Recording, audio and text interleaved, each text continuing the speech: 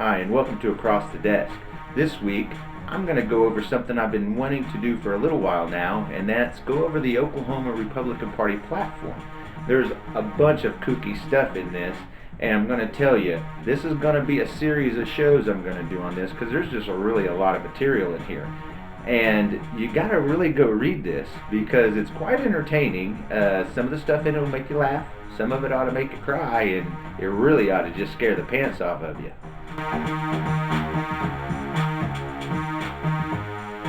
Now I'm going to take this piece by piece and really dissect into the Oklahoma Republican Party thinking here. And first up is the Republican principles. And as you can see here, this says that the United States of America is a constitutional republic, not a democracy. Now this is real important to understand because Republicans don't like democracy. Like I said in a previous episode, it's a dirty word to them. They're more inclined to be a plutocratic republic, not a democratic one. And it says it right here, first sentence right out of the Oklahoma Republican Party platform. Hey, we're not for democracy. We don't believe in it. We're definitely thinking like Mullins and Mulvaney and Pruitt that we're a plutocracy. We work for the moneyed interest here. We're not a democracy, and that's what this whole statement in their beginning Republican principles is all about. Put it back up here again. We're going to go through this some more.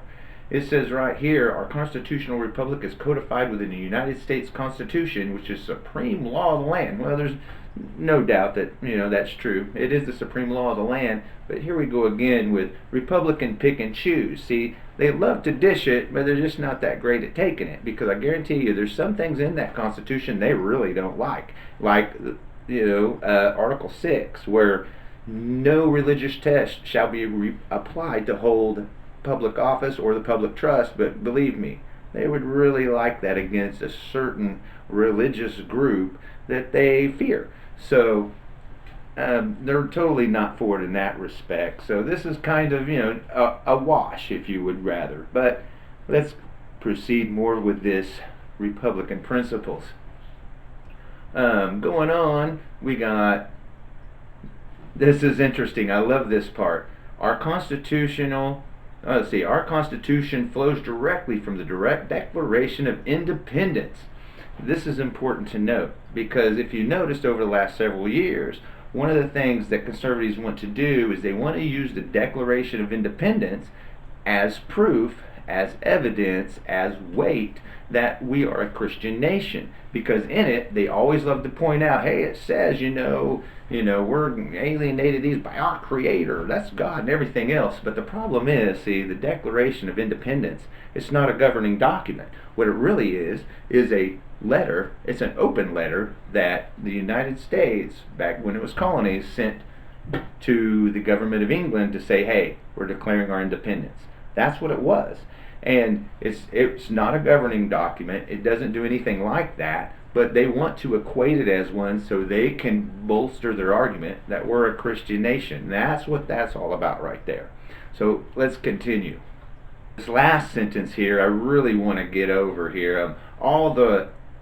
Says all efforts to redefine the United States of America as a democracy shall be resoundingly rejected by this party. It shall be resoundingly rejected that we are any kind of form, shape, or otherwise a democracy. Doesn't matter that when you look at it, there's a lot of democratic elements in the way we do our business, especially when it comes to state and local. Now, federally, it's a lot. It's republicly done. The only thing that isn't is we elect our legislatures on pure democratic principles. Now, when it comes down to state and local levels, like municipality, that's total democratic. We vote our governor in on democratic principles. We vote our representatives in statewide democratically, and that's the only thing that is really republic in our state, is that the legislature represents us republicly. Now, we vote them in democratically. We vote the governor in democratically. Now, when it comes down to municipality level, those are all democratically elected. The mayor, the city council, all of them. Down to sheriff. That's all democratically done, and this is really what they don't like, because I'm going to tell you they are for a plutocratic republic. They don't want the plebes that make under $100,000 a year making decisions on behalf of the citizens of the state, of the nation, of municipalities, because they really believe that the moneyed interest should be able to make the rules for everybody else. Now, this next section on Republican principles is very important, because what they're going to do here is they're going to show you exactly what they think, and it's important to note some of these items on exactly what their principles are. So I'm going to put this back up here. Republicans and what they believe: that our rights of life, liberty, and property are natural rights granted to us by God, protected by the Constitution, to be defended by our elected officials. Now, I find that interesting, because they want to say that this is all natural rights and that they're granted by God. Now, these are two important terms: natural rights and God. Now, one of the things is they always bring this up in legislation, even, and everything else. Natural rights. We want this embodied, that natural rights. But they don't go deeply into really explaining what they mean by that. It's kind of ambiguous, if you would ask me, because this gives them an out, which is what conservatives love to do. They love to be able to present an argument to where if it's not working out for them, they can tuck their tail, retreat to a different position, and defend it from that way. So, and that's kind of what we got here. This is an ability to go, no, natural rights, this means that basically, come on, we know what that's code for. That's code for heterosexual only. That's what that means. When it comes to lesbians, gay, queer, transgender people, no, that's not natural rights, and we know what they mean when they say that. The next line goes kind of into this, and you got to really read it. The free exercise of religion and the right to worship as we please without government intrusion or interference. So basically, this is another kind of backwards thinking deal. So what we're going to do here is we're going to say our religion is persecuted. Why are you so persecuted? Because we want to abuse gay and lesbian people. We want to abuse people that don't conform to our religious views and our religious culture. So they want to be able to do that. We want to be able to not serve these people in our businesses. We want to be able to not service them in our schools. We want to be able to not serve them in our communities, so that we can symptomly deal out some sort of abuse to them, because people perceive that as not natural. So that's what we mean by that. They want to defend these natural rights of, one man, one woman. And that's a natural right to these guys.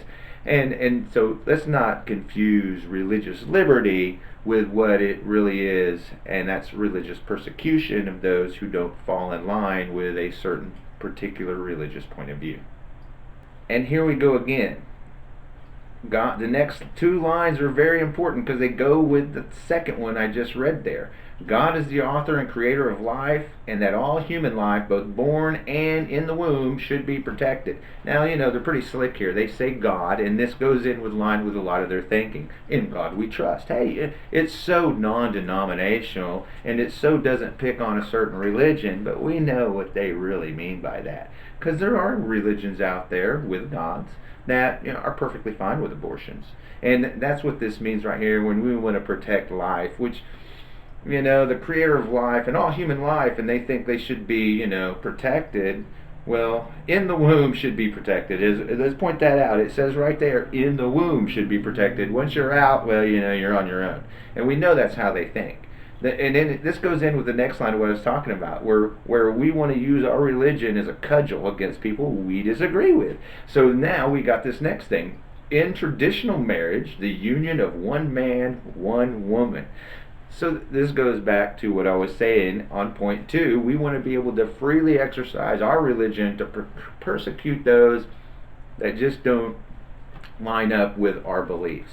And that's exactly what they want to do. They want to be able to punish them in certain ways. Oh, but my religion says, that's fine. And you can live your religious convictions. If it says, hey man, being gay is a sin in your religion, well then don't be gay. But going out as far as like, well, my religion also says I need to persecute these other people that don't believe that way by, not servicing them, or hampering them in some way as to deciding where they're not going to be living. Like, hey, they want a law out there right now, and I've been researching it, and they want to absolutely be able to let realtors and people buying and selling real estate to disallow sales to the LGBTQ people. There's actually one out there, and I've been doing some research on it. Maybe I'll get to it in a later show.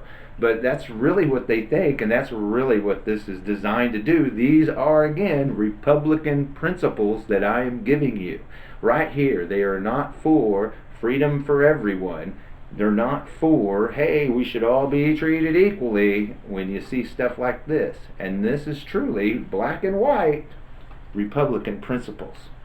The next principle: economic freedom is the cornerstone of individual liberty and the private sector, and free market principles are the best to stimulate economic development rather than government subsidies or programs. Now, honestly, we know this is BS. Why is it a bunch of BS? Because if it wasn't, Republicans wouldn't be so much standing in line ready to accept oil industry lobbyist monies, giving them perks and breaks, giving them big subsidies, the farming subsidies that are going into effect right now. They would be not for those. They would be cutting those out, but they don't. Of course, they're going to go after, windmill subsidies and stuff like that. But when it comes to the oil industry and the billions we give them a year, just give it to them. Don't account for it. We don't want to know what you do with it. That's a farce when they say things like, we believe in total economic freedom.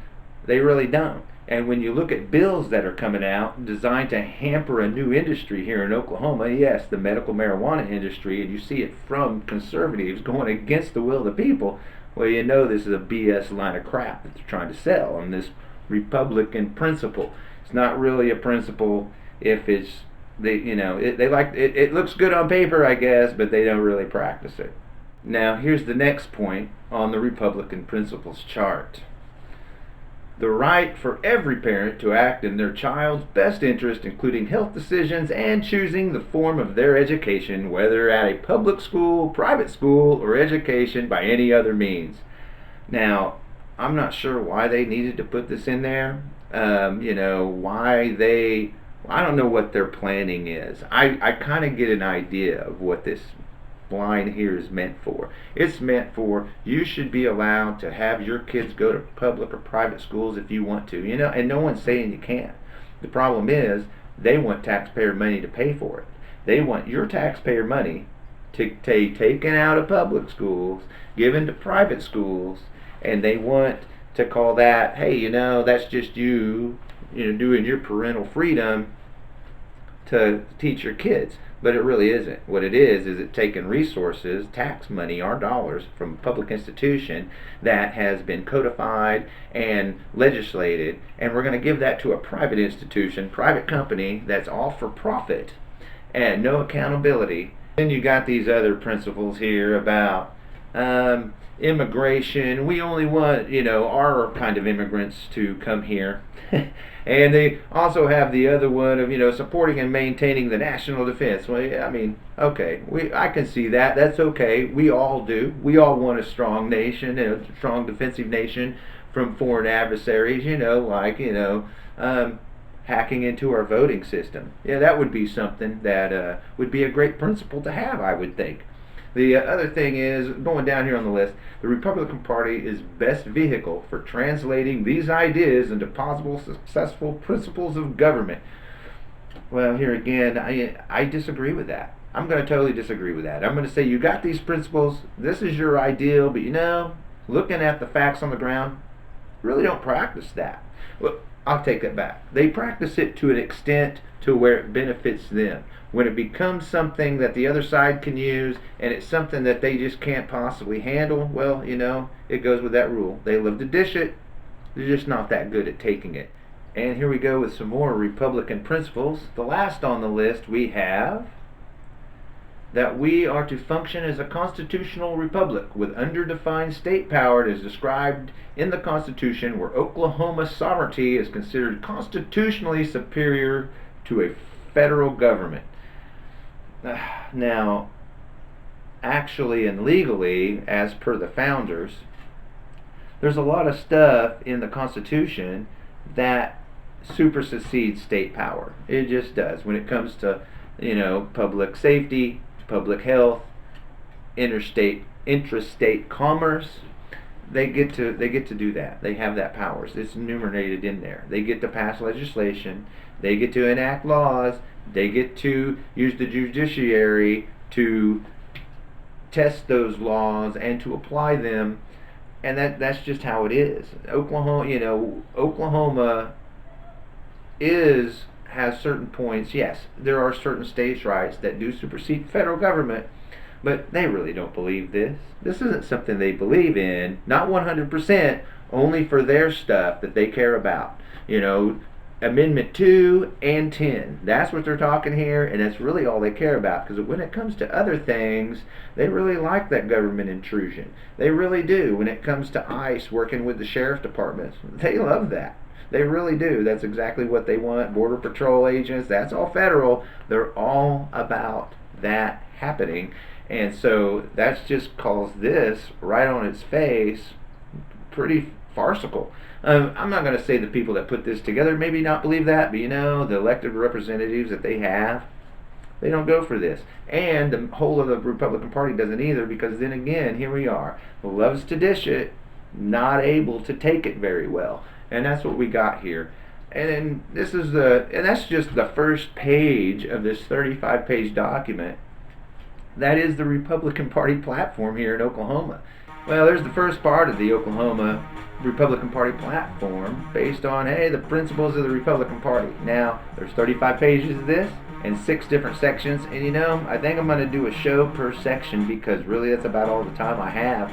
And there's a lot of great information in here that I can't wait to get out and let people know just how kooky and clowny some of this stuff is, which, that goes to show you what the Republican Party and the conservative thinking is today. It is actually a big kook and clown show, and you can see it, especially on social media with the memes, with the profiles some of these people have, and you go look at it, you just laugh at it, and you go, wow, this guy's a total clown.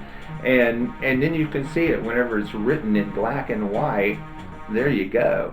So Oklahoma Republican Party principles in their platform right there for this week's show. Be on the lookout for other shows on this topic, as I'm going to do a series on the Oklahoma Republican Party platform. This is Across the Desk with Kit Fairchild. We'll see you next week.